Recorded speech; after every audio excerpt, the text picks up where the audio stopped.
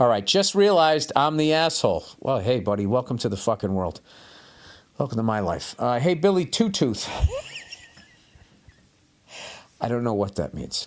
I have all my teeth. I don't have any cavities. I've never had a cavity. I don't know what the fuck that means. But if you wanted to make me self-conscious about something else, you have done it. I've been bothered by a lot in my life. I've been bothered by a lot in my life by a lot of things that have happened to me in the past. That is one of the greatest sentences I've ever read in my life. Was like fucking moguls, skiing moguls. I've been bothered by a lot in my life. I've been bothered by a lot in my life by a lot of things that have happened to me in the past. Dude, you should be writing for fucking Dr. Seuss. At this juncture, whoa, pulls out a nice fucking $4 word there. I'm doing really well, but the carryover from my past has followed me like a fog, as you said in the Adam Driver interview. Yes, the fog. That's why a lot of adults with childhood trauma are always moving, can't sit still, and always trying to do something else, and it has your mind on something else, because if you sit still, the sadness comes in. Anyways, the person said, recently, I had a work trip that allowed me some time off where I was by myself. I was stuck listening to other people's conversations, and I realized that most people complain about things that don't matter, and I had the realization that I'm not one of them. Well, that's great. How does that make you an asshole? That makes you enlightened. I've been barking about everything wrong with the world to everyone around me, and I certainly have a Billy Redface-like temper. Wait a minute, you said you were listening to these people complain about things that don't matter, and I had the realization, that you're one of them. Oh, I'm sorry. That you bitch. I thought you meant that, I'm sorry. I thought you were saying that you're not one of them. Maybe I read that wrong. Anyway, so you're one of them. I've been barking about everything wrong with the world to everyone around me, and I certainly have a Billy Redface-like temper. I did therapy and I've done mushrooms, but something clicked where I realized I'm just adding to the noise. That's a good name for a stand-up special. Adding to the noise. My biggest problem is that I've been blaming people who are easy to blame. People I rarely interact with but know. People that I don't know, and people that I make up in my head, all at the expense of the people around me. I'm 49 years old and had the horrific realization that I've wasted so many precious times in my life thinking I was wrong. But mostly I never spoke to the people who were bothering me. I could never understand why I didn't get along with the people everyone else did, and it's because I never really got to know them. This fucked me up when I realized I'm no different and I shouldn't expect people to like me. My new goal in life is to talk to people in person and not in my head. It's been working well. Well, I had that problem, and sometimes I still do, is I don't go to the person that I'm upset with, because when I was growing up, that was not an option, or the person wouldn't listen. So then you feel hopeless, and then that's when you get like a temper. And then that's when someone goes, well, you can't leave until 2 o'clock. Well, why the fuck can't we leave until 2? You immediately go to that. And it's just like, and there's always an easy solution. Like, I do that all the fucking time. I still do it. The lovely Nia was talking to me about it the other day, and I got to fucking work on it. I have to work on it. I don't yell at people, but I fucking snap. And she goes, every day. I go, every day? She goes, every day. So I was like, you know what? I'm going to show her. I'm going to go on a fucking streak here, just like cigars. I'm not going to yell. And I've yet to be able to not snap before like 11 in the morning. Like there's something, it's just going to make me fucking, I mean, I don't think I'm yelling, but other people do. So, I mean, I have to listen to them.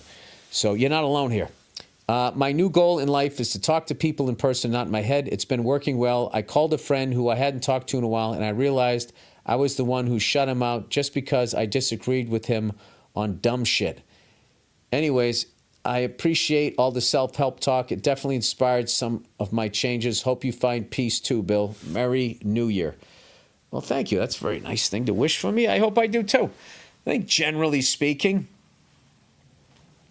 I'm at peace. There's some stuff still bugs me. There's other stuff I can't control. Anyway, new girl is overly sexual and it's turning me off. Didn't I just read something like this? Hey, Billy Gringo. What are you talking about, Gringo? I'll go to a fucking taco truck and order a torta. I've been educated by my Latino listeners. Latinx. I'm not going to say that. I know white people came up with that. I've been seeing this new girl for about 2 months or so. We met on one of the apps and we really hit it off in person. She's smart, cute, and funny. Generally funny, not just funny for a chick. I thought I already read this. Is this deja vu? Well, I'll fucking read it again. The only problem is that she's way too overly sexual with me and it's really starting to annoy/turn me off. This is when women come in and they just go, she's a bit of sexual, she wants to her fucking body. But if a guy wanted to bang all the time, it'd be like, she is not a fuck outlet. Whatever the hell they say. Stop using her as a fucking dick blanket. That's a thing, by the way, a dick blanket. And if you didn't get one for Christmas, I'll have the link on the podcast. Trust me, I'm no prude, but literally 24/7 sexting and sending me risque photos. I did read this before. Whatever. I'll give you a different take. This is the DVD extras. While I'm at work, sending me all this stuff, it's starting to give me an ick. Yeah, you're at work. You don't want to look at a fucking clam. You're trying to focus here. Hope you're not working with heavy machinery. At first it was fun or whatever, but holy cow, how can anyone be this horny all the fucking time? I feel like an old person, but Jesus, leave something to the imagination. Yeah, she's fucking, boo, boo, boo, boo, boo. She's doing like an autopsy on her fucking puss. I'm starting to feel less attracted to her because using my male brain, I now think she's some type of easy fuck and most likely does this a lot with new guys. Well, who gives a fuck if you're using your male brain? You're a guy. Listen, all of these fucking broads that you didn't want to bang anyway, okay, fucking mind-fucked all men that the way that they think and look at women is completely fucked up. All right? It's not completely fucked up. It's just fucked up. It's not completely fucked up. So sometimes you are right. Not to mention the way they look at men is fucking ridiculous. So anyway, this person says, I hate thinking this way, but it's probably true. Am I wrong for thinking this way, Bill? No, you're not. Anyway, Merry Christmas and go fuck yourself. No, you're not. I mean, what is your fucking work? And she's sending all these fucking pussy pictures and all of this shit, wants to fuck all the time. Yeah, I would say that there's something going on there. If you can't go a work day without her sending you a picture of her tits, she's either massively insecure that you're going to leave. I don't know what, but like, there's a lot going on there probably. And, you have to decide if you want to deal with it or not. And that's just a human thought. Do I want to take on, because you're going to take on her problems, so you're going to have to deal with them.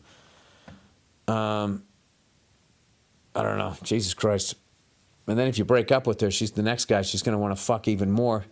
You just attract what you fear. And then he's going to leave because he's going to be like thinking the same thing.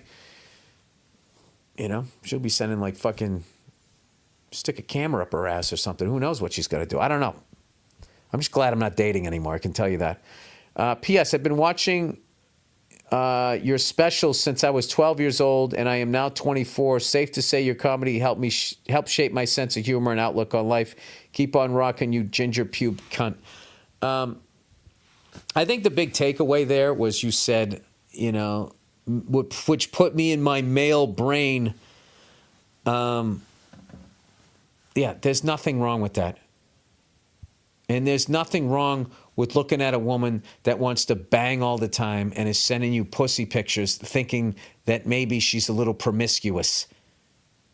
That maybe, once she fucks your dick raw and you're not giving it to her every night, whatever she's getting out of all of this fucking, she's going to need to get it elsewhere. And it's going to be a big fucking, that's not the mother of your kids. Okay? And in defense of that, ladies, is the father of your children sending you fucking close-ups of his fucking dick and balls right now? Does that make you say, I want to have a kid with this person? I don't know. Maybe it does. I have no idea.